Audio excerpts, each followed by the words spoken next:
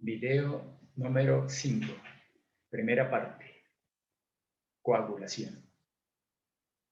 Bien, señores estudiantes, entonces, una vez vista la parte de estabilidad de coloides, nos dirigimos a la parte de coagulación en las plantas de potabilización. Entonces, vamos a tratar ese tema bajo diferentes características que tiene el agua en que se presentan en la parte de coagulación. Entonces, decimos nosotros que la coagulación es el proceso a través del cual los coagulantes son adicionados al agua, reduciendo las fuerzas que tienden a mantener separadas las partículas en suspensión. Entonces, reduciendo las fuerzas que tienden a mantener separadas las partículas en suspensión. Ya lo habíamos visto nosotros en las partículas coloidales que tienen una capa adherida y otra capa difusa. Y no se podían unir las partículas coloidales debido a que tenían cargas iguales, entonces las mismas no podían adherirse, ¿no?, unas a otras. Aquí hay un fenómeno de repulsión. Entonces, bajo esas características, pues, aplicamos el coagulante. Lo que hacemos nosotros es una transferencia de iones del coagulante al agua y del agua a la partícula, y esto hace que disminuya esa capa difusa o ese campo magnético hasta donde el potencial Z era igual a 0. Y a eso lo denominábamos el punto isoeléctrico. En un sistema de ensayo de jarras, ¿dónde es el punto isoeléctrico? En el momento en que nosotros determinamos la dosis óptima del coagulante, pues ahí estamos cerca al punto isoeléctrico, ¿no?, porque es el punto donde se minimiza esa capa difusa. Bien, entonces, ya vamos a esto. Por ejemplo, estas capas están aquí estables, están difusas, estables, y luego con el proceso de coagulación, pues las desestabilizamos y estas empiezan a juntarse, a unirse estas partículas y se genera el proceso de coagulación. Aquí es coagulación. Entonces, dichos procesos de coagulación y floculación, ¿no?, se usan para remoción de turbiedad orgánica o inorgánica que no pueden sedimentar rápidamente. Entonces, la turbidez la remueve. También el color verdadero y el color aparente. O sea, la remoción de color, vamos a utilizarla. Dijimos que el color es muy difícil, pero la removemos. Eliminación de bacterias, virus y organismos patógenos susceptibles de ser separados por coagulación. Entonces, removemos también eso. Determinación de alga, destrucción de algas y plancton en general por proceso de coagulación y floculación. Eliminación de sustancias productoras de sabor y olor, en algunos casos, y de precipitados químicos suspendidos o compuestos orgánicos en otros. Todo esto lo podemos nosotros, ¿no?, trabajar como el proceso de coagulación. Y después, con coagulación, floculación, removemos todo: turbiedad, color, microorganismos, ¿no?, sales de hierro también. Los mecanismos de coagulación, ¿no? Entonces dice, 4 mecanismos son citados responsables de la coagulación. Coagulación por compresión de la doble capa. Teníamos nosotros la capa adherida y capa difusa, y vamos a disminuir la capa difusa. Neutralización de cargas. Una vez nosotros generamos esa disminución de la capa difusa, pues las partículas pueden adherirse, juntarse por pequeñas fuerzas, que son las fuerzas de Van der Waals, que hacen que las cargas se neutralicen y yo pueda generar coagulación. El barrido, que es esta parte de barrido, esto se debe a las hidrólisis de las sales que recurrirán cuando se sobresaturan el producto de esta hidrólisis del sulfato de aluminio cloroférrico, pues recubren la partícula y la decanta. Y un puente químico, decíamos nosotros también, cuando hablábamos de estalo coloidal, decíamos que 2 procesos se llevan a cabo: la desestabilización de partículas y la polimerización. Pues aquí el puente químico pues, es el resultado de esa polimerización y la unión de las partículas, ¿no?, con los polímeros. Entonces, decíamos, a ver, entonces, el primer elemento, decíamos, coagulación por compresión de la doble capa, modelo físico. En este caso, dice, lo que sucede es que hay una transferencia de iones, la capa adherida, la capa difusa se disminuye, el potencial Z se vuelve cero, y entonces entran a formar parte del cuento de la coagulación, las fuerzas de Walden-Marx que unen las partículas, ¿no? Entonces, esta es que hay compresión del modelo doble capa, el modelo físico que estábamos hablando. Por captura del precipitado de hidróxido metálico barrido. Veamos una gráfica aquí, ¿no? O sea, miren las partículas, ¿no? Aquí ha habido transferencia de iones hacia la partícula, entonces esto disminuye su campo magnético y se pueden juntar y se pueden unir. Entonces, esta es por compresión de la doble capa. La segunda me dice que es coagulación por captura de un precipitado de hidróxido metálico. En este caso, el hidróxido de aluminio. Dice, cuando se excede el producto de la solubilidad de los hidróxidos metálicos, como el caso de este es un hidróxido metálico, AlOH3, en las soluciones de sales metálicas como el Al2, este es la sulfato de aluminio, ¿no? Y este es el hidróxido que forma el sulfato. Dice, se produce una precipitación rápida de los hidróxidos gelatinosos que ocasionan una aglomeración de partículas por barrido, atrapando los coloides. Entonces, estos hidróxidos metálicos, ¿no? El sulfato de aluminio reacciona y se generan estos hidróxidos, y estos hidróxidos aquí se aglomeran frente a las partículas coloidales y una vez aglomerado van a decantar. Y esa decantación es la que llamamos la decantación por barrido. Entonces tenemos tres fenómenos: compresión de la doble capa, absorción, neutralización. Este fenómeno de absorción, neutralización, generamos, miren ustedes que aquí no hay tantas hidróxidos y estos se pueden neutralizar y unir, ¿no? Pero bajo las condiciones de que se generan ya no flux, sino microflux.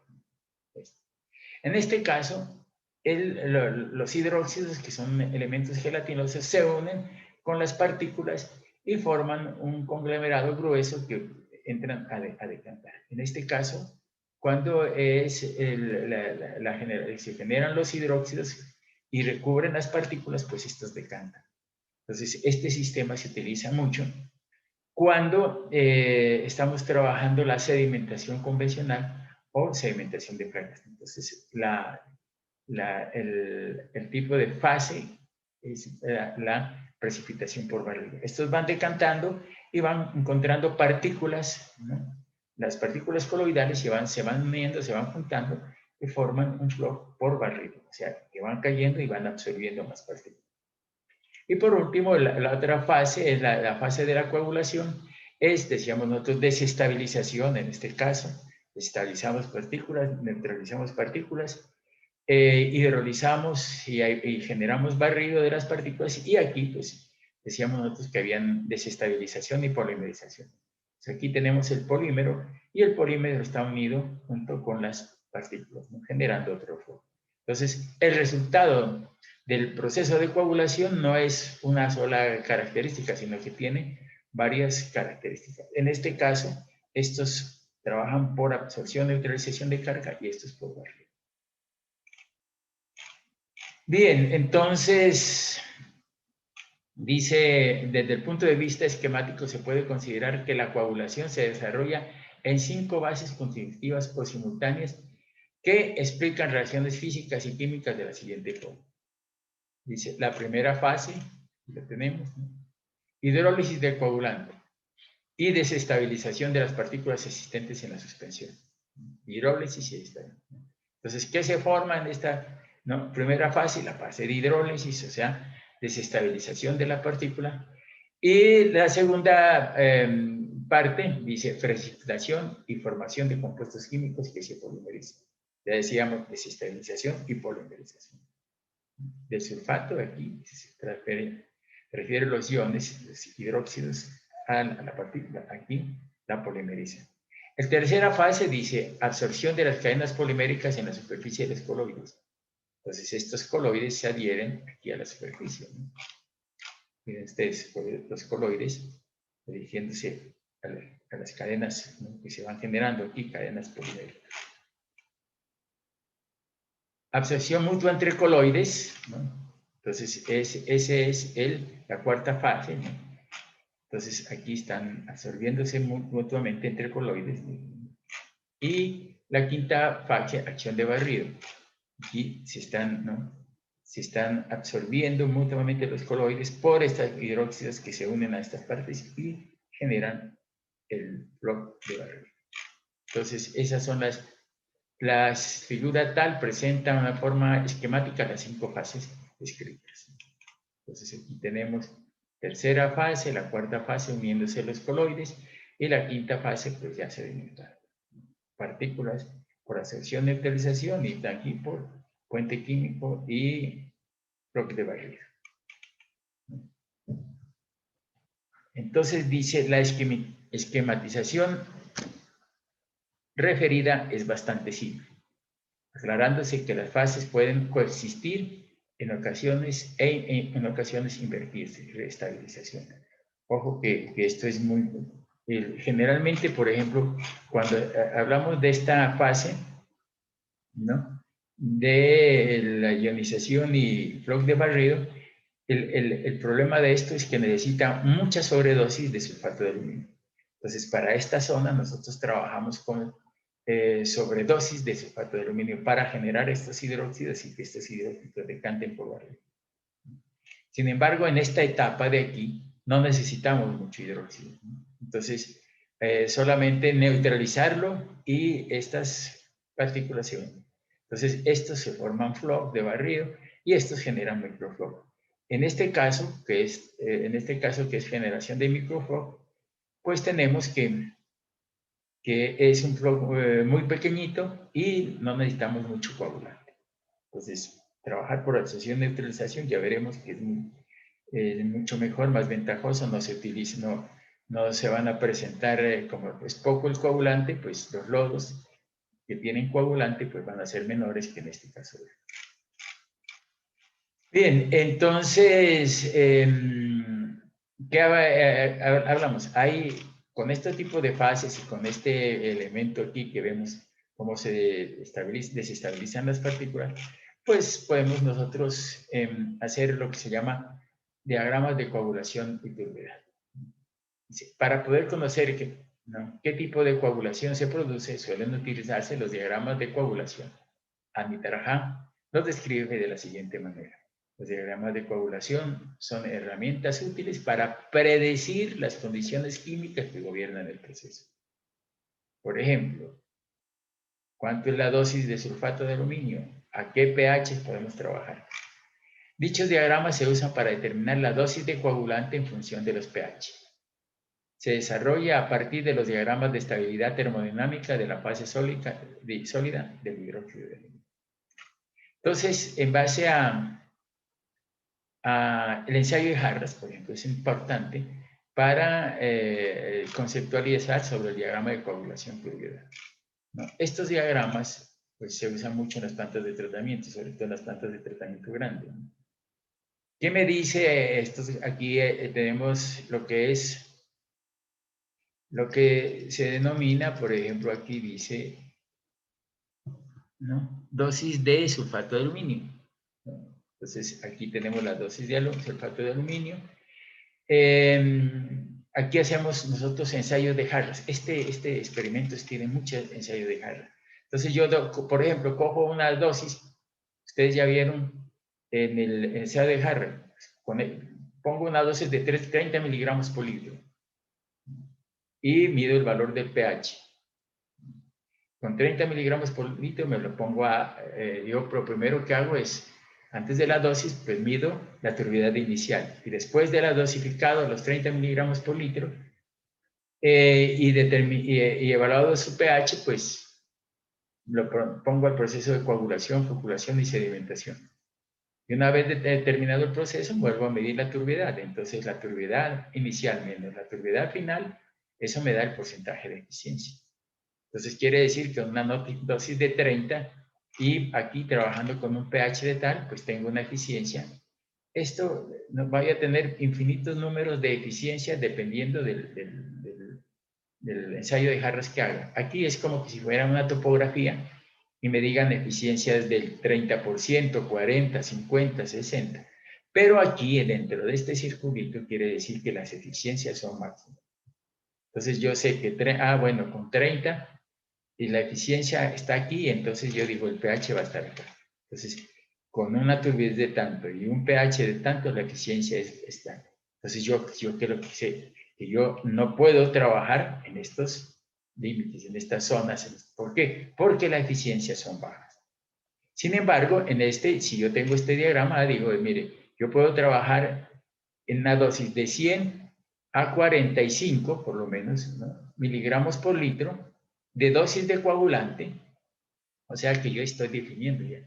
Yo no puedo pasar, porque si yo trabajo con más de 100, las eficiencias se vuelven menores. Las que están en el círculo son las que me sirven. Las que están por fuera no me sirven. Entonces yo voy a coagular, el proceso de coagulación lo voy a llevar entre 100 miligramos por litro y 45 miligramos por litro. Entonces esa es la turbidez que debe llevar esa planta. Y aquí también tengo, para esto, tengo yo también la dosis de coagulante, ¿no? Perdón, la pH de la mezcla. Entonces el pH de la mezcla está por ahí entre 6,9 y entre 8,2, 8,3. Entonces yo sé que entre estos rangos de 100 y 45 y de 7,9 a 6,9 a 8,3, yo puedo tener mi dosis óptima de coagulante. Entonces yo trabajando con esta tabla, pues yo puedo saber cuando estoy trabajando por barrido, cuáles las dosis, ¿no?, que necesito para ese tipo de agua en este tipo de procesos. Entonces, por eso es importante esta grafiquita. Eso por barrido, ¿no? Pero también podemos trabajar por absorción, neutralización. Y esta curva, la parte de abajo, es la que me dice Mimi, que la dosis de sulfato de aluminio la puedo trabajar por absorción, neutralización, ¿no? Entonces,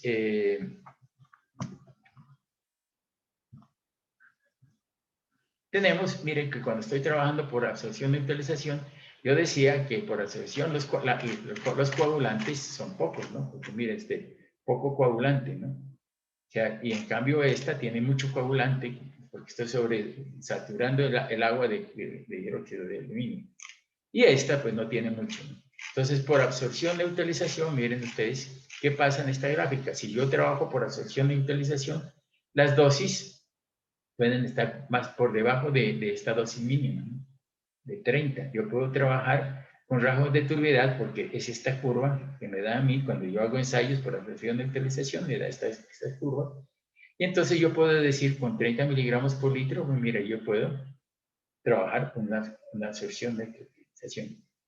Y aquí en rangos de pH de 7 a 6, 8, ¿no? Los pHs van a ser, aquí son grandes, las distancias de pH son grandes, pero aquí son pequeñitas, ¿no? ¿Por qué? Entonces yo puedo trabajar entonces con pH de 6,8 a 6,7,8 y yo puedo trabajar con dosis de 4, me dan la misma eficiencia que trabaje con 8, que trabaje con 10. O sea que miren ustedes que yo puedo trabajar con 10 y aquí lo que aquí tenía que trabajar con 100, por absorción, neutralización, lo puedo hacer con 8, 10.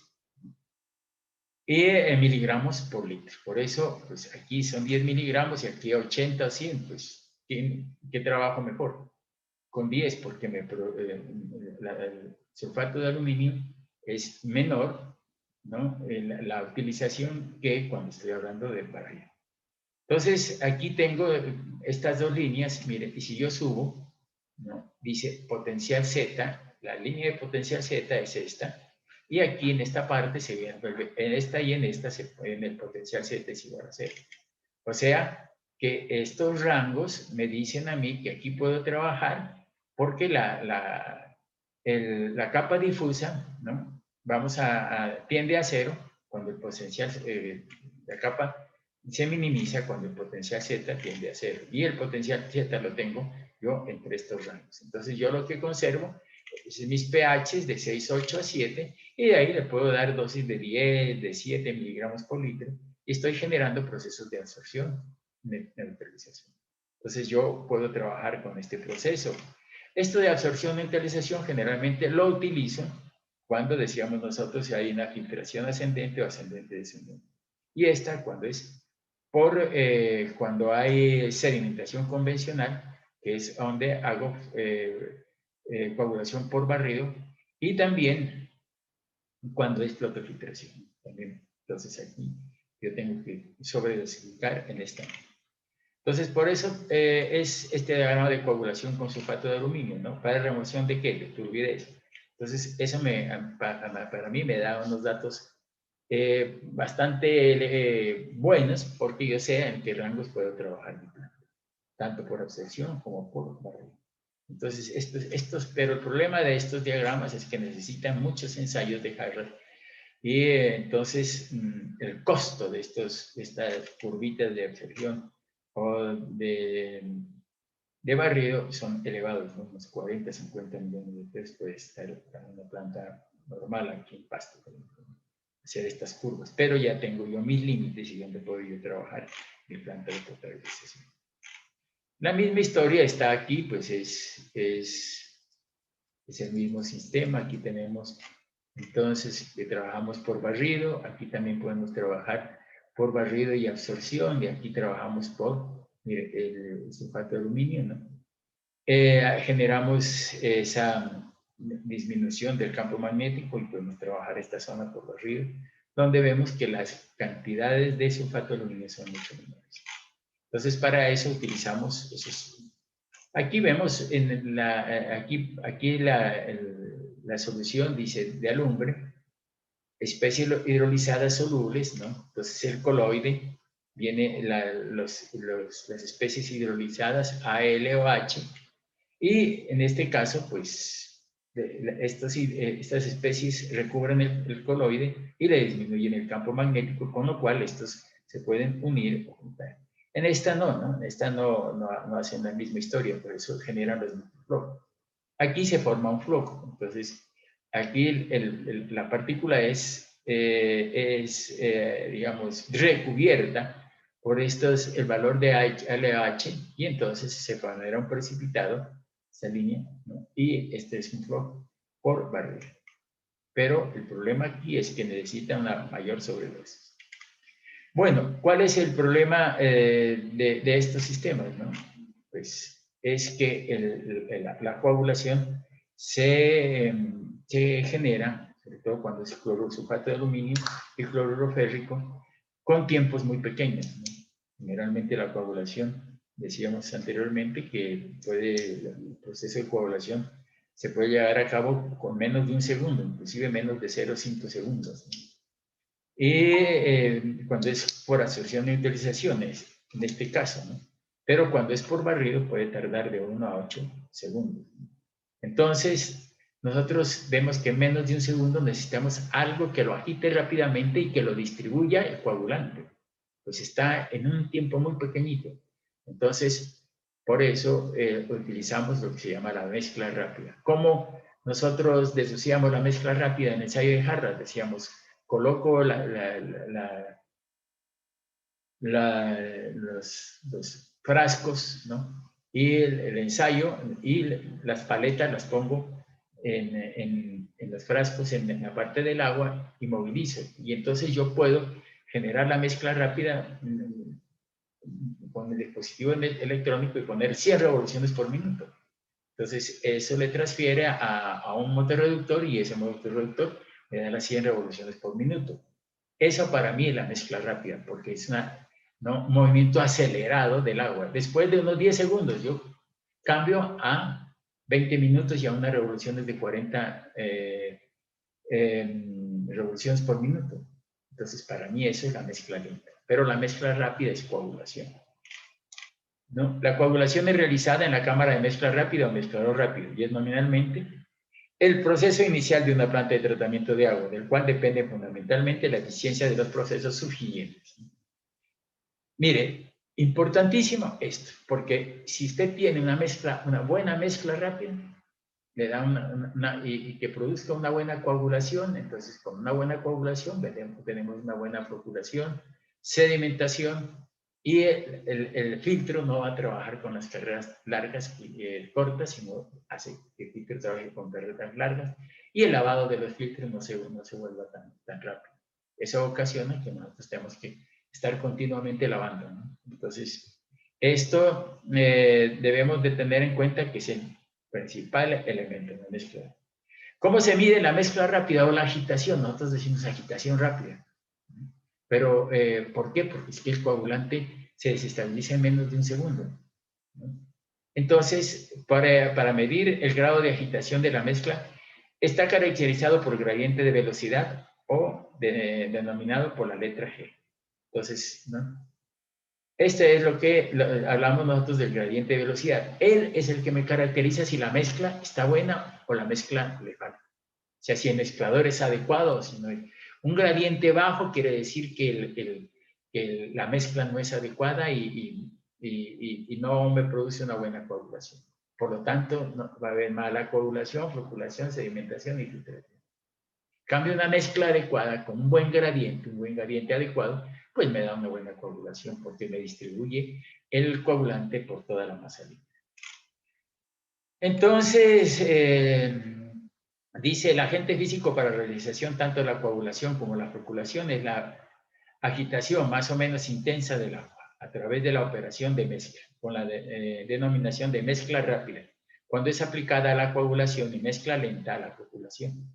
Decíamos 100 revoluciones, entonces asimilaba la coagulación y después 40 revoluciones lo hago a la mezcla o floculación. A esta última finalidad comúnmente no se aplica el término de mezcla, simplemente floculación. El grado de agitación o la intensidad de la mezcla es usualmente evaluado por el parámetro gradiente de velocidad. Entonces aquí tenemos una descripción. Tenemos un DDY, que es una variación de, digamos que tenemos el esfuerzo cortante tau, y aquí otro esfuerzo, en una dirección de dz a dx, y tenemos DY, que es la distancia normal a la dirección del flujo. Entonces tenemos dos elementos, B más delta V y un elemento B. La potencia disipada, dice, está dada por fuerza por velocidad, donde la fuerza es igual al esfuerzo cortante por el área. El área es de X, B de Z, tau el esfuerzo cortante, y por la velocidad de dB. Entonces, aquí tenemos nosotros la potencia, ¿no? Es igual a tau por d de x, d de z por d de b. Y esto lo dividimos entre d de y d de y, entonces nos da que si yo tengo d de x, d de z y d de y, entonces me dará a mí d de b por b. Entonces, estos tres elementos me dan el volumen sobre d de y, que es la distancia entre los dos placas. Siendo d de x, d de y, de z igual a b, ¿no? Entonces, la ecuación potencia, ¿no? Miren, potencia por b, que es potencia por unidad, este es el volumen. Entonces, potencia por unidad de volumen es igual a tau, fuerza cortante, d de b sobre d de y. Donde P sobre B es una potencia disipada por unidad de volumen. Para un flujo newtoniano, tau es igual a mu por d de B sobre d de y, donde mu es un coeficiente de viscosidad dinámica. Sustituyendo la ecuación, resulta que potencia por unidad de volumen es esto. Y el gradiente es la variación de velocidad con respecto a la altura. O sea, d de B sobre d de y. Entonces, esa es una gradiente, es una variación, ¿no? Y entonces, potencia por unidad de volumen puede ser mu por g al cuadrado, porque esto está al cuadrado. Y entonces g es igual a potencia sobre mu por 1. Esta es la expresión general de gradientes. Ahora, yo tengo que aplicar la g dependiendo de las características de mi tipo de mezcla. Por ejemplo, si el mezclador es hidráulico, pues yo podría decir que la potencia disipada es la pérdida de carga de energía. Pero si estoy hablando de dispositivos de mezcla mecánicos, pues allí sí es otra las características, ¿no?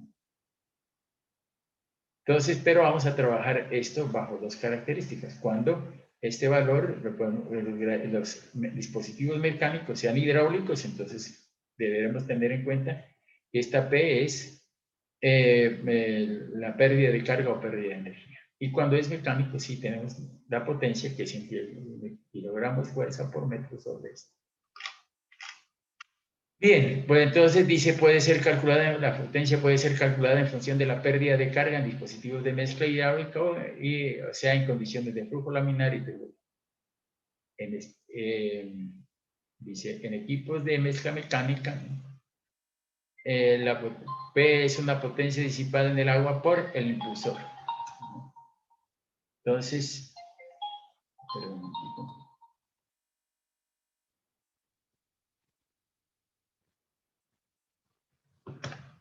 donde P es una potencia disipada en el agua por el impulsor. Esto bajo, ¿no?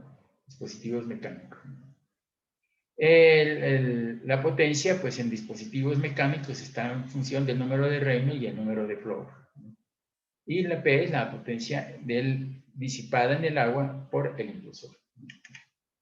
Entonces dice, la relación entre el número de potencia, el número de Reynolds y el número de Flow depende de las características geométricas del impulsor, de la cámara de mezcla y de las características del flujo.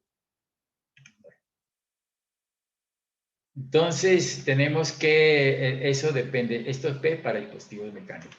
Los factores, dice, la coagulación realizada en la cámara de mezcla rápida es probablemente la fase más importante del tratamiento de agua. Una coagulación inadecuada no puede ser corregida en la práctica posterior de tratamiento, perjudicando la eficiencia de todos los procesos. La optimización del proceso depende de una serie de variables que intervienen, cuya interacción aún no está bien comprendida y debe ser considerada tanto en el proyecto como en la operación, incluyendo la naturaleza físico-química del agua cruda, tipo y control de sistemas de coagulante, intensidad y tiempo de mezcla y tipo de fluidencia. ¿No? Entonces, lo primero que dice es que hay una interrelación entre el gradiente de velocidad del tiempo de mezcla y C, concentración de las partículas. Entonces, generalizando, dice que para las aguas naturales puede existir una relación del tipo de G por T por C a la N igual a K. Entonces, dice, la relación está entre la intensidad de la mezcla medida por gradiente de velocidad, el tiempo de mezcla y la naturaleza del agua cruda, que demanda una cantidad de C de coagulante. Los coeficientes N y K podrán ser determinados para cada caso en particular. Entonces dice, se observa en la expresión que existe una interacción entre la intensidad de agitación, su duración y la concentración del coagulante.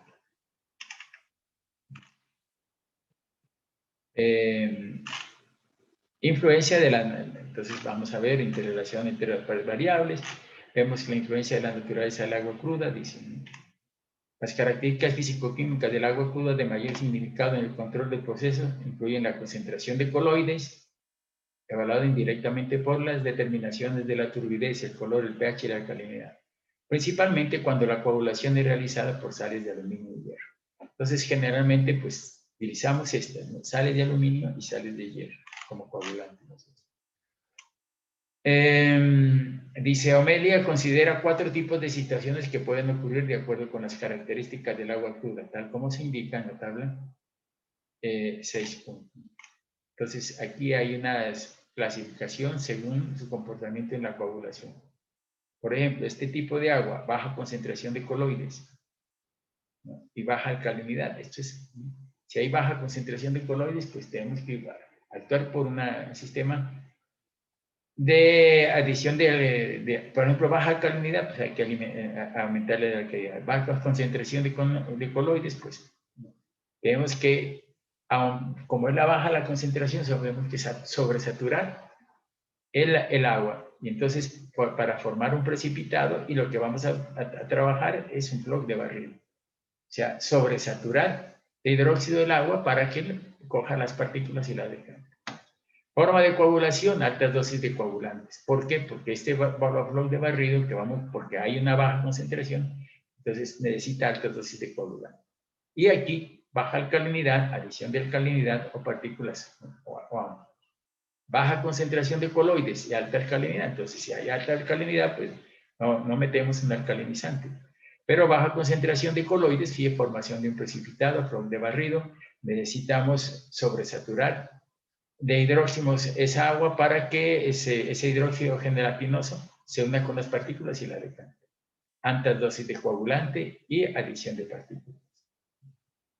Altas concentración de coloides, baja concentración. Entonces, como hay una alta concentración de coloides, pues, ¿no? Aquí los polímeros metálicos, ¿no? Entran a remover la concentración, pues los iones se polimerizan y entonces estos polímeros ya decantan esto. Baja alcalinidad, pues, cuando hay baja alcalinidad tenemos que adicionar, ¿no? Alcalinidad. En este caso, alta concentración de coloides, dosis de coagulante, incrementa con la concentración de partículas. Pues depende del tipo de concentración, pues voy a hacer un análisis en ensayo de Harrod para ver cuánto es el coagulante que yo tengo que entregar. Alta concentración de coloides y alta alcalinidad, ¿sí? Entonces tenemos alta concentración, ¿no? Entonces no vamos a utilizar mucho coagulante, ¿no? Y alta alcalinidad, pues no vamos a meter un alcalinizante. Absorción de polímeros metálicos, ¿no? Y precipitación de hidróxidos. Entonces, aquí, pero miren ustedes que decir, no hay formación de flux de barrido, ¿no? Porque no tengo una alta concentración de color. Sin embargo, sí, la dosis de coagulante la incrementamos de acuerdo a la concentración de partículas. Entonces, de acuerdo a qué, al ensayo de Harrod. Alta alcalinidad, no necesitamos alcalinidad. Entonces, esta es la clasificación de los sistemas, ¿no? Dependiendo de la concentración de coloides y de alcalinidad, dependiendo de las características del agua. Entonces, dice, influencia del sistema de aplicación del coagulante. Miren, ese es otro elemento que debemos tener en cuenta, ¿no? Entonces, vemos, dice, la coagulación con sales de aluminio o de hierro solo se realiza satisfactoriamente con un pH determinado y en presencia de alcalinidad, decíamos. Importante, ¿no? pH y alcalinidad. Si tiene baja la alcalinidad, pues toca subir, ¿no? ¿Por qué? Porque si es baja la alcalinidad, el pH se baja. Entonces, subir la alcalinidad. La alcalinidad está en relación directa con el pH, ¿no? Moffett dice, considera que una reacción adecuada de coagulante con el agua, solamente, una reacción adecuada del coagulante con el agua, solamente ocurrirá si, dice, todos los productos químicos que alteran el pH, cal, ácidos, cloros y otros, sean aplicados a la mezcla en el punto de aplicación del sulfato de aluminio, a una distancia suficiente para explorar una completa disolución y mezcla. Entonces, lo primero que el sistema de aplicación, que todos los coagulantes, por ejemplo, la cal debe de meterse en el punto de aplicación del coagulante. Entonces, punto de aplicación es antes de la mezcla. Tenemos que hacer antes, no después de la mezcla, sino antes. El pH del agua cruda debe ser corregido previamente. Mire, el pH del agua cruda, si es bajo, debe ser corregido previamente, de modo que después de la reacción del sulfato de aluminio resulte el pH óptimo de coagulación. Entonces yo tengo mi pH bajo, entonces antes de entrar al proceso de coagulación, meto la cal, subo el pH, ¿para qué? Para que subido el pH y cuando ya entre el sulfato de aluminio llegue al pH óptimo de coagulación. Es el que teníamos nosotros aquí en estas tablitas. Por aquí el pH óptimo de coagulación está entre estos límites, ¿no? Entonces tendríamos nosotros aquí, ¿y cuál es la cantidad de sulfato de aluminio que tengo que meter entre este punto y este punto?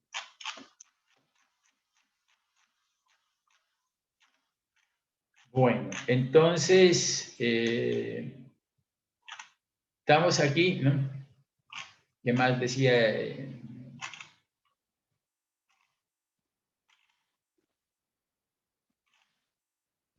Decía otra cosa, dice, la desificación de sulfato de aluminio debe ser efectuada a una tasa constante en la cámara de mezcla rápida. Veremos posteriormente que de tal modo que el mismo sea inmediato y uniformemente disperso.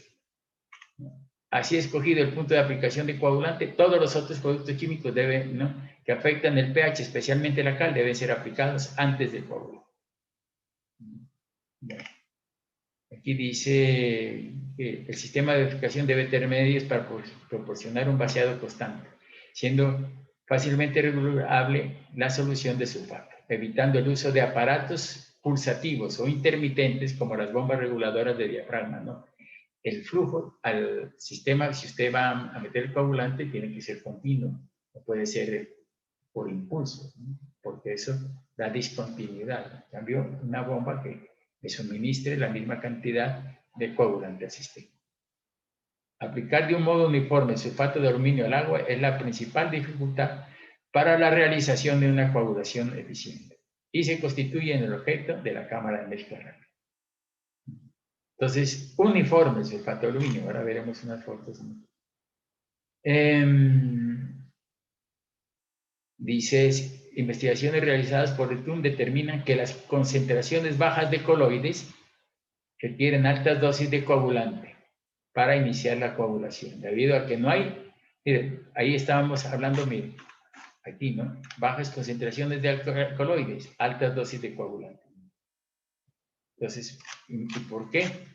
No, estábamos hablando de ese, dice, las concentraciones bajas de coloides requieren altas dosis de coagulante para iniciar la coagulación, debido a que no hay suficientes partículas en suspensión para producir el contacto necesario para la formación del coágulo.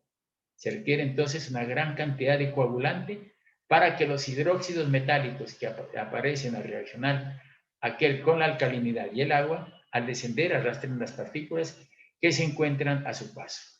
Esto se llama bloque de barrido.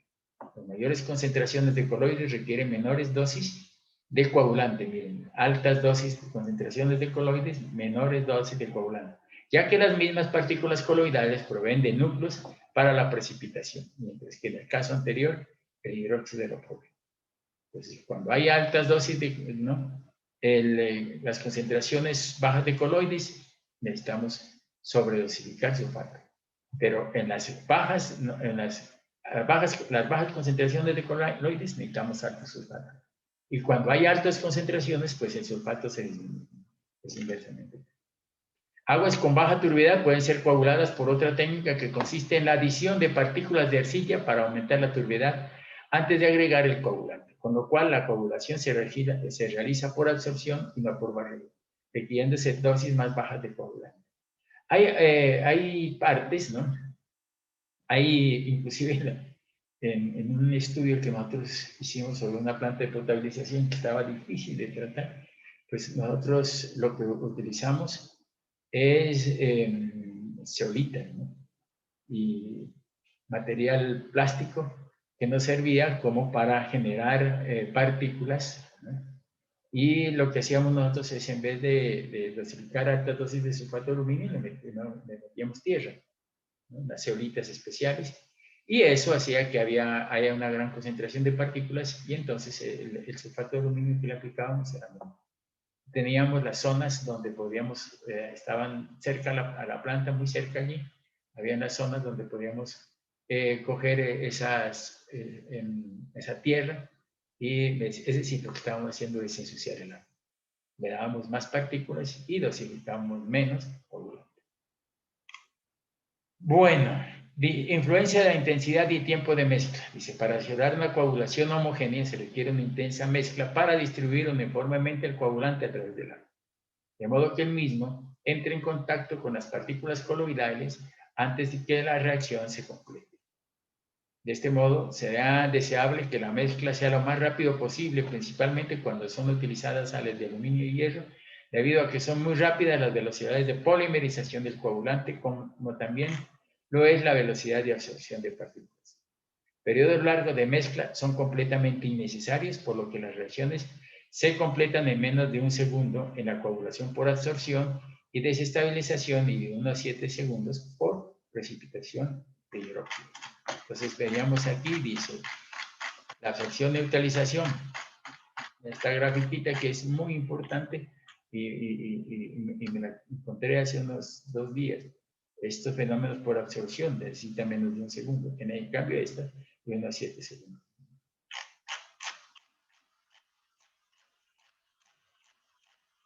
Bueno, entonces, viendo estas cosas aquí,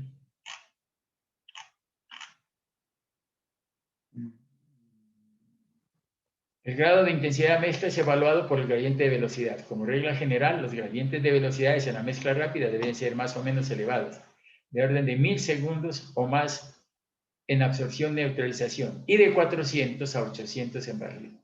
Fíjense ustedes que ya empiezo yo a hablar del gradiente. ¿Cuánto es en segundos a la menos 1? Pues el gradiente tiene que estar de más de 1000 segundos cuando es trabajo por absorción-neutralización y de 400 a 800 cuando voy a hacer la coagulación por barrido.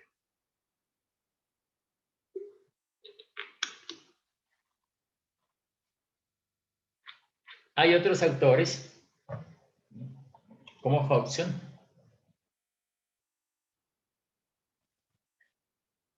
recomienda un gradiente de velocidad como lo más alto posible, nunca inferior a 1000 segundos para la menos 1, y un tiempo de mezcla inferior a 1 segundo, preferiblemente menor que 0,5 segundos. Esto es para absorción y neutralización.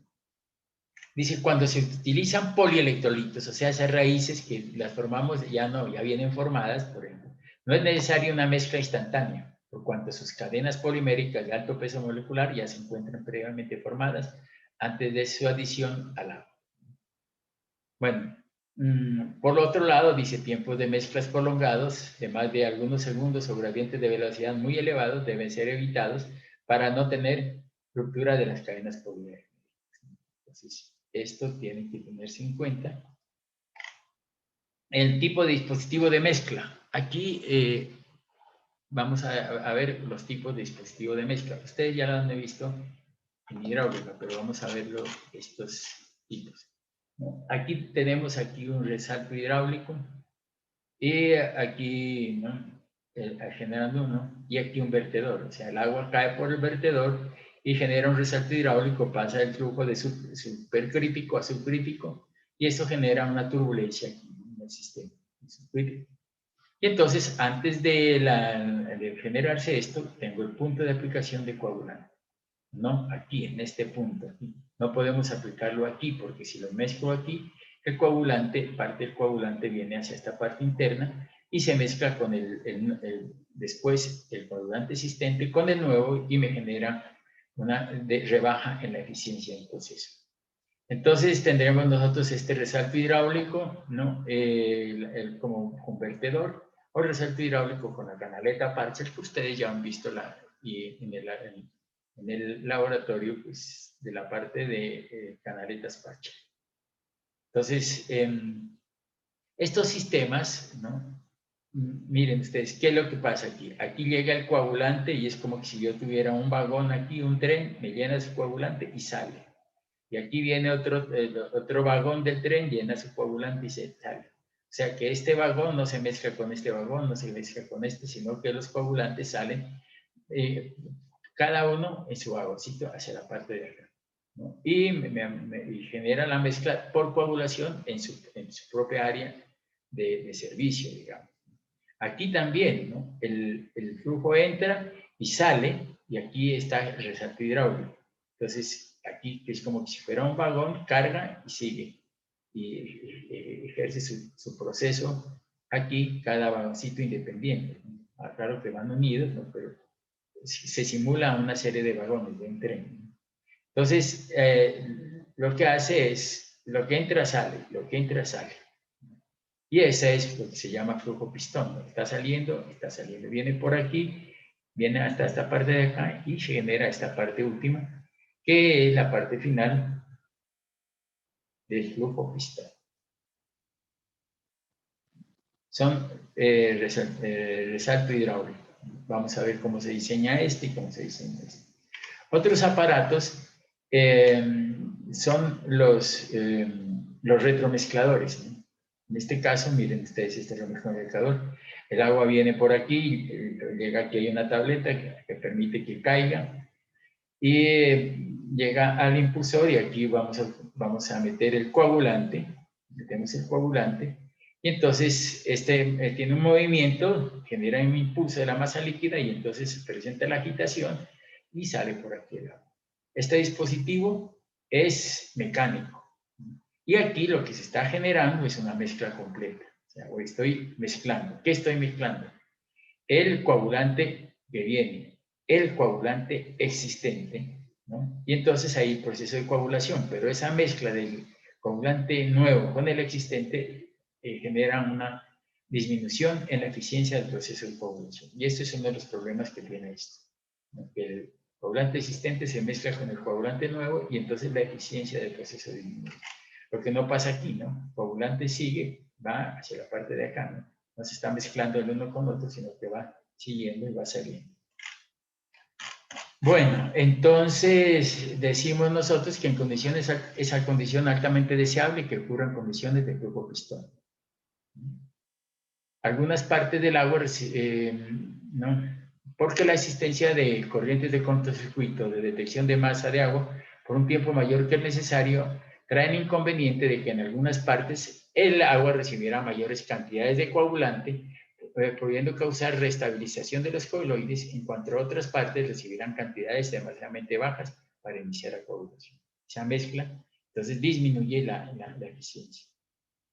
Valere, Belgray y Jordan, evaluando la eficiencia de varios tipos de mezcladores rápidos, el retromezclador y el 5 diferentes mezcladores de flujo pistón, llegaron a la conclusión de que el retromezclador era el tipo más deficiente, ya que los mezcladores de flujo pistón presentaron mejores resultados.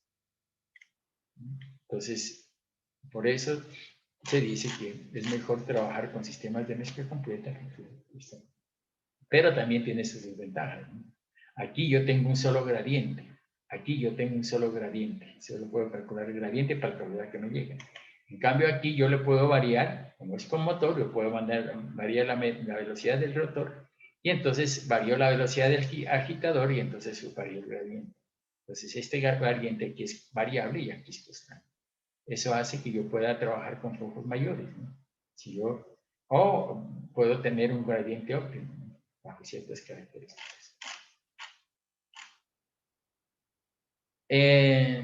Dice clasificación y características fundamentales. En las plantas de tratamiento, la mezcla rápida se puede efectuar de dos formas: con mezcladores de flujo pistón y con retromezcladores.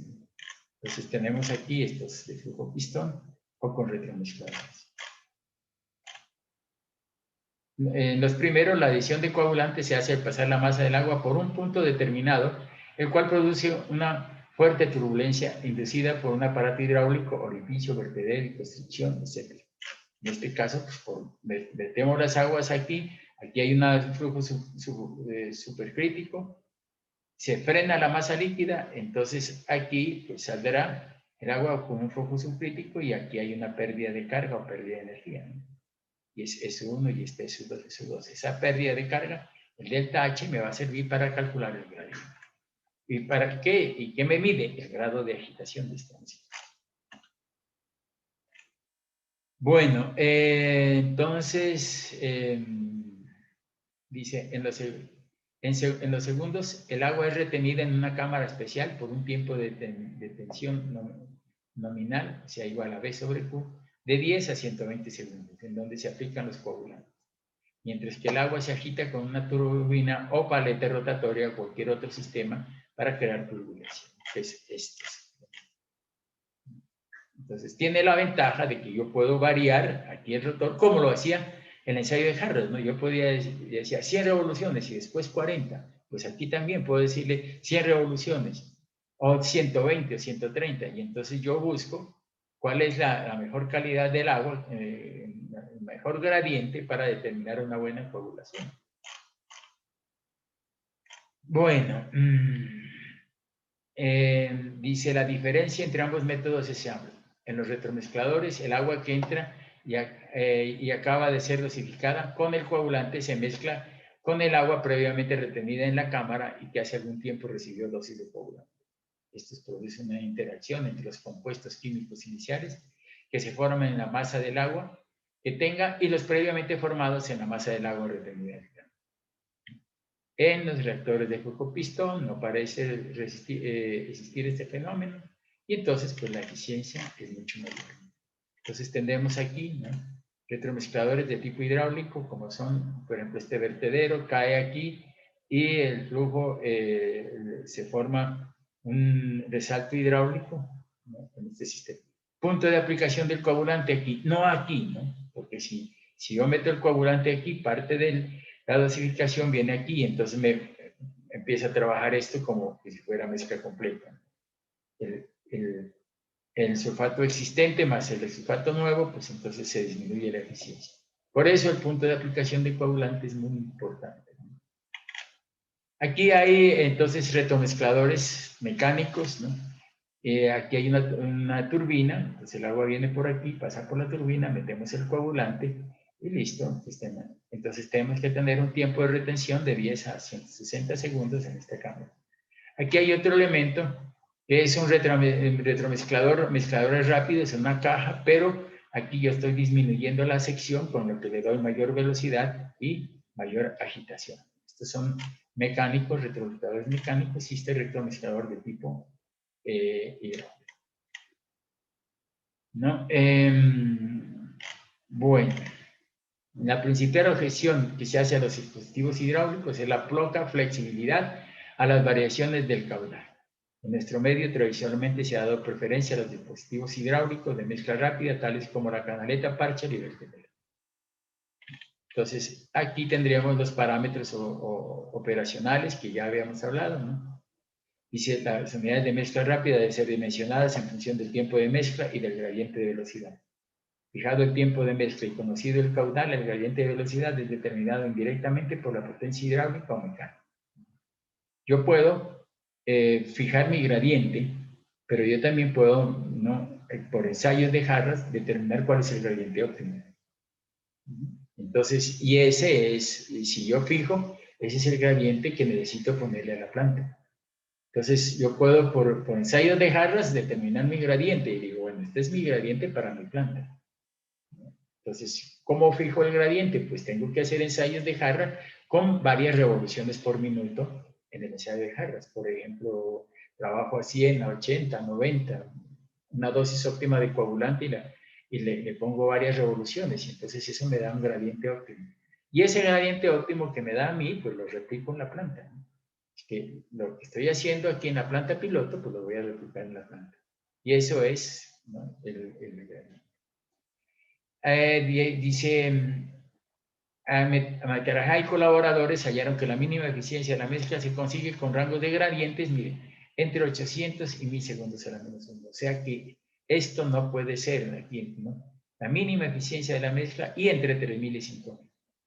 ¿No? Estos rangos de gradientes, no deben usarse, ¿no? Están prohibidos, pues, porque, por lo tanto, la mezcla por coagulación de barrido podrá seleccionarse con gradientes de 400 a 800 y de tiempos de 30 a 180 segundos, y con coagulación por asociación de desintegración, gradientes entre 1000 y 3000 segundos a la menos 1, y tiempos de 1 a 5 segundos. Los mayores tiempos para gradientes bajos. El CEPIS, Centro Panamericano de Ingeniería Sanitaria y Ambiental, tiene un buen libro, son buenos libros, pueden consultarlo, los libros del CEPIS, ¿no? Recomienda como mezcladores de flujo pistón los siguientes valores de G por T, ¿no? G entre 1000 y 2000 y T menos de 1 segundo, preferiblemente menos de 0,5. Pero estos son, pues, generalmente estos son para sistemas de absorción y utilización. La agua, dice, cuando los retromezcladores son de mezcla completa, pues vienen tiempos de 20 segundos tiempos de permanencia de 20 segundos para gradientes de 1000 segundos a la menos 1. Aquí este no lo recomendaría porque tiene los gradientes de 900 son menos eficientes, entonces sería de 20 a 40 segundos con un gradiente de 790.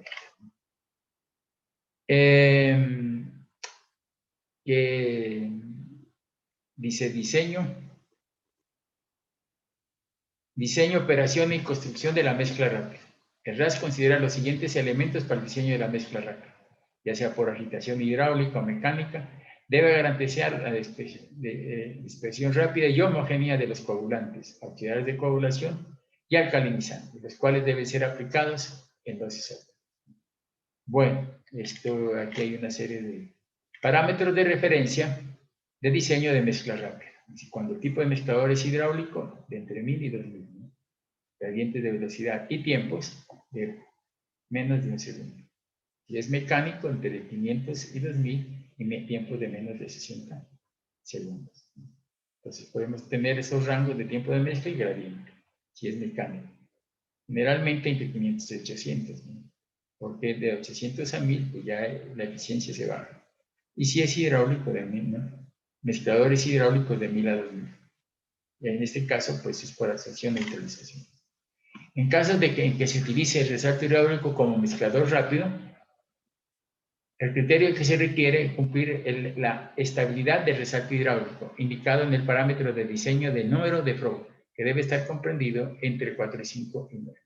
Ese es otro, cuando estamos hablando de resaltos hidráulicos, pues tenemos que chequear el número de Froh, ¿no? Para que el resalto sea estable, ¿no? Entonces tenemos que chequear estos números, ¿no? Bueno, las dosis óptimas de coagulantes, ayudantes de coagulación y alcalinizantes pueden ser determinados por el ensayo de Harris, en cuyo caso los resultados obtenidos deben tomarse como una base a partir de la cual se ajusta la dosis. Para pequeñas plantas de potabilización, en lo posible no se recomienda el empleo de mezcladores mecánicos, sino hidráulicos. Bueno, para pequeñas plantas, ¿no? Para grandes también, por ejemplo, ahora veremos de mezcladores hidráulicos, plantas grandes, la de pasto, ¿no? Bien, mezcladores hidráulicos, ¿no? Y muchas plantas a nivel nacional, ¿no?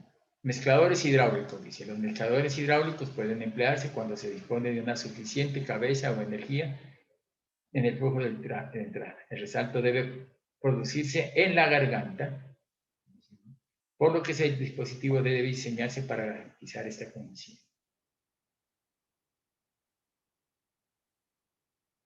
Entonces tenemos, dice, la potencia P disipada en cualquier dispositivo de mezcla hidráulica es igual al producto de la pérdida de carga, mire, potencia disipada, ¿no? En mezclador Rho Q delta H. Entonces estamos hablando igual al producto de la pérdida de carga por el caudal Q por el peso específico.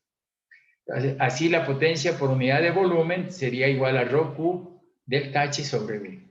Pero esto es para mezcladores, como les digo, hidráulicos, donde P sobre unidad de volumen es igual a Rho por delta H sobre T.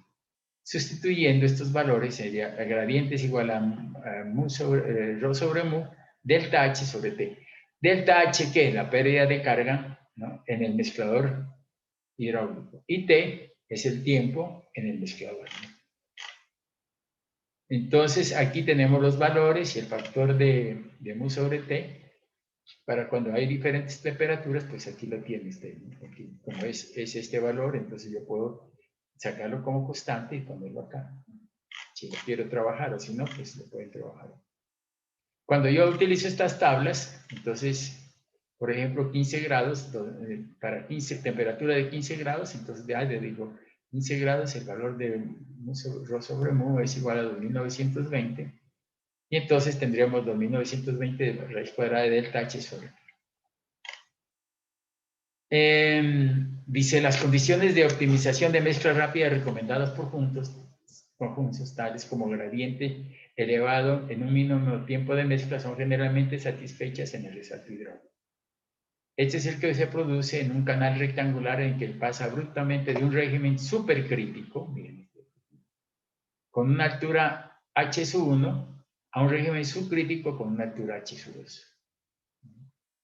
Entonces aquí tenemos Y sub 1 y aquí Y sub 2. ¿Por qué? Porque el flujo se detiene, porque viene rápido y después sale lento. Entonces aquí hay una pérdida de energía, aquí hay Y sub 1 más B sub 1 al cuadrado sobre 2, que es igual a B sub 1, y E sub 2 es igual a Y sub 2 más B sub 2 al cuadrado. Esta diferencia es la pérdida de carga, o sea, el valor de delta H. Y para cualquier tipo de dispositivo, el gradiente, ya sea un tubo, pues la pérdida de carga del H. Entonces tendríamos esta gráfica que me habla sobre los resaltos hidráulicos. Cuando ocurre un resalto, a las profundidades antes y después del resalto, están relacionadas entre sí, pues H sub 2, altura del resalto, es igual a H sub 1, raíz cuadrada de 1 menos Froux sub 1 al cuadrado menos 1. Y Froux sub 1, en este tipo de resalto, cuando la sección es rectangular, porque aquí sí necesitaría profundidad hidráulica en vez de H sub 1, pero cuando el canal es sección rectangular, H sub 1 es igual a la profundidad hidráulica. Entonces tenemos que Froux sub 1 es este. Y el número de Froux corresponde a la sección 1 de la figura tal. El tipo, bueno, el tipo de resalto desarrollado por una mezcla rápida es un resalto estable con números de Froux en la sección 1 corresponde a 4, 5 y 9. Correspondientes a una disipación de energía de 3 a 5 horsepower por metro cúbico por segundo de capacidad de la estación en un tiempo de mezcla generalmente inferior a un segundo. Condiciones que cuando son satisfactorias hacen de un resalto hidráulico un mezclador muy eficiente. El cálculo del gradiente se efectúa a partir de la diferencia de energía específica antes y después del resalto. Entonces digo, delta H sub E es igual a S1 menos S2, lo que es igual a Y2 menos Y1, 4 Y1 y Y2. Aquí tenemos Y1 y Y2. Entonces con esto yo puedo determinar cuál es este valor de delta E, ¿no? Que es la caída en el resalto hidráulico, por medio de esta fórmula. Bien, entonces, ¿qué tenemos aquí? Que hay varios tipos de resalto hidráulico. Entonces vamos a estudiar el primero, que es lo que se llama la canaleta parcial. Aquí vamos a ver la canaleta parcial por acá, que estábamos hablando. Este ya lo tienen que haber ustedes estudiado en hidráulica, ¿no? Que es... Se me pasó. Aquí tenemos, mire, una canaleta parcial. Este es un perfil, el agua viene por aquí, baja una pendiente y esto adquiere velocidad y la contrapendiente aquí le hace que se genere turbulencia. Entonces, como se genera esta turbulencia, yo voy a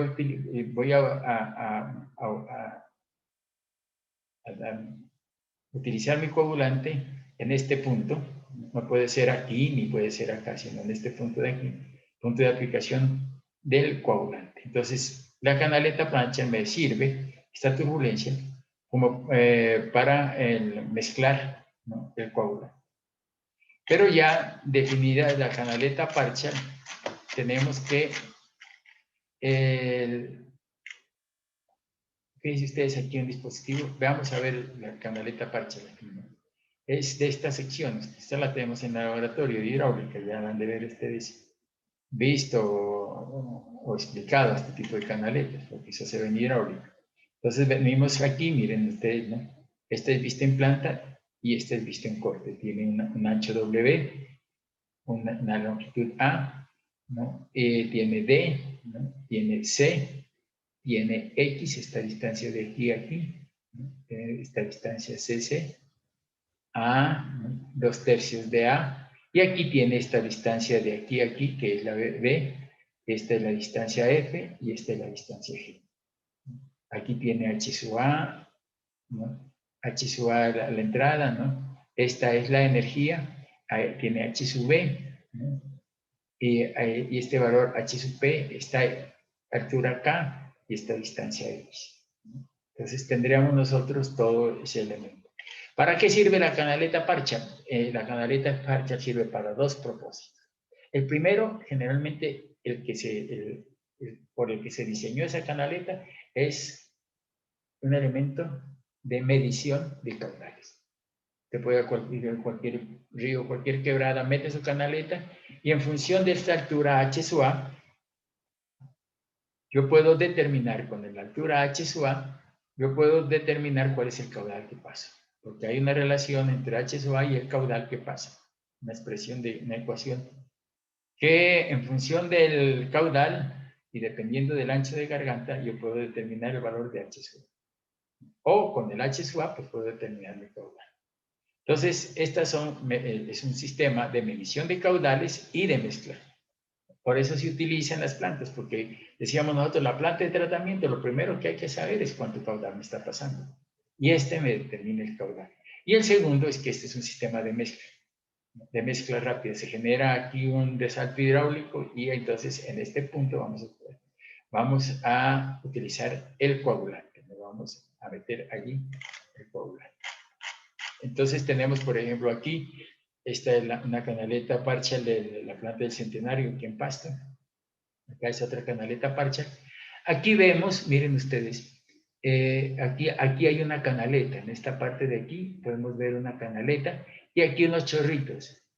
Esto es, fíjense ustedes, antes de generación del resalto hidráulico, está el punto de aplicación del coagulante. Y aquí estamos aplicando el coagulante en este sistema. Aquí también, ¿no? Aquí la canaleta parcial y aquí viene el tubo a esta parte y es el punto de aplicación del coagulante, ¿no? Entonces, dice la canaleta parcial cumple con una doble propósito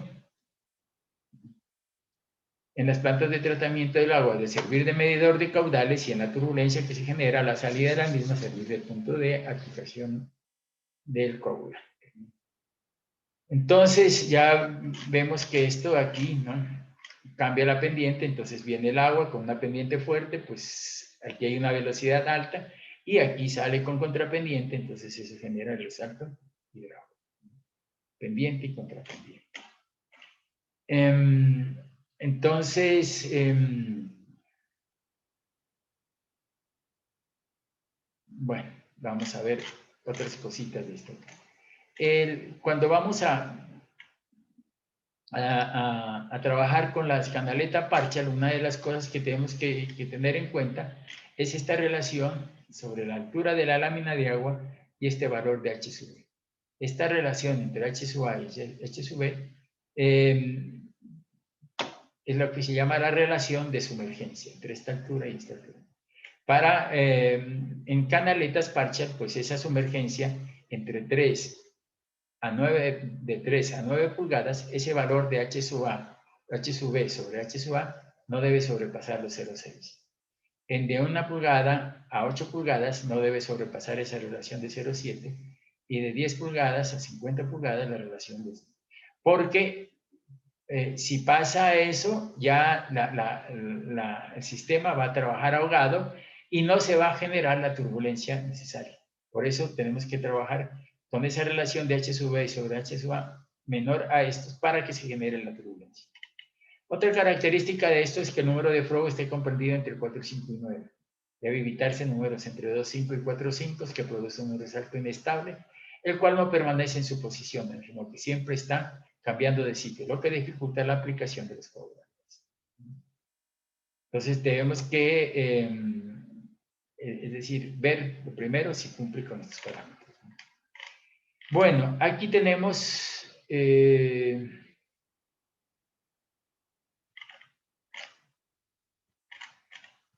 una tablita en el que me dice a mí, por ejemplo, dice determinación del ancho B de la canaleta parcial en función del caudal.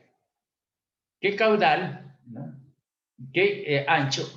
Generalmente la canaleta parcial se interrelaciona por el ancho de la garganta, este ancho W. Entonces usted dice, yo tengo, por ejemplo, dice, yo tengo un caudal de 50 litros por segundo, que voy a comprar una canaleta parcial para 50 litros por segundo. Entonces usted dice, a ver, para caudales de 50 litros, los límites mínimos y máximos estarán entre 1,42 y 110, o sea que 50 litros por segundo estaría aquí. O sea que no necesito una canaleta parcial de un ancho de 6 pulgadas. Entonces ustedes piden, mándenme una canaleta parcial de ancho 6 pulgadas. Ya, listo. Porque está en función del caudal. Lo primero que hay que saber, ¿cuánto es el caudal? 50 litros. Entonces me voy a la tabla y digo, necesito una canaleta parcial de 6 pulgadas. Y otra cosa que es importantísimo bajo estas condiciones es, si yo he escogido mi ancho de garganta, digamos de 6 pulgadas, que es igual a 15.2 centímetros, yo tengo todas las dimensiones A, B, C, D, E, F, G, K y N. Aquí para 6 pulgadas. Tengo todas las dimensiones. Por ejemplo, ¿Cuál es la dimensión G para 6 pulgadas?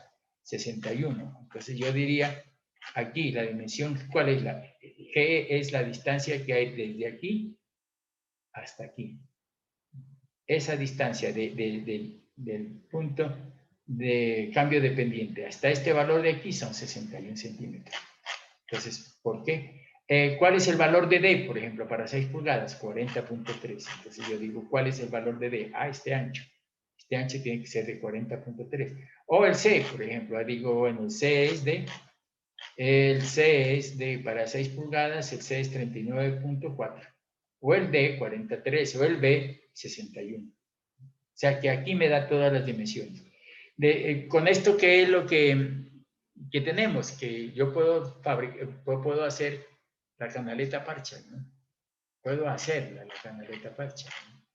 Por ejemplo, esta canaleta parcha es aquí hecha en concreto. Pero lo ideal, que generalmente lo que se dice es que la canaleta parcha, sobre todo cuando las caudales son pequeños, es mejor comprarla y no hacerla.